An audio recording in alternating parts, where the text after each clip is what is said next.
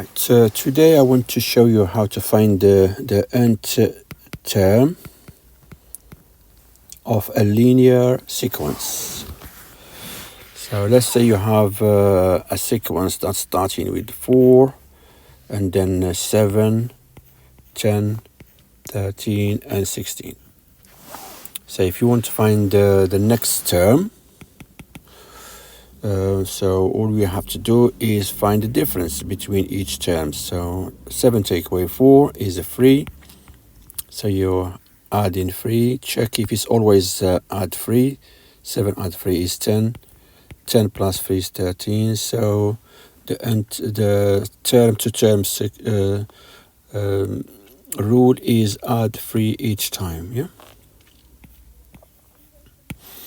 But if you want to find the 100th term, you are not going to keep adding 3 for 100 times. You need to find the nth term, or the rule, the formula of this sequence. So because you add in 3 each time, the nth term will be 3n, like 3 times table.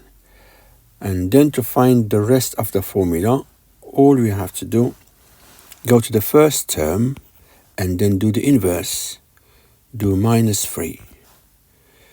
So 4 minus 3 equal 1. And then just add 1 here. So this is the formula for this sequence, which we call this the nth term. Yeah. So if you want to find the 100th term, just do 3 times 100 plus 1, yeah, which is 300 plus 1 is 301. Yeah, that's it.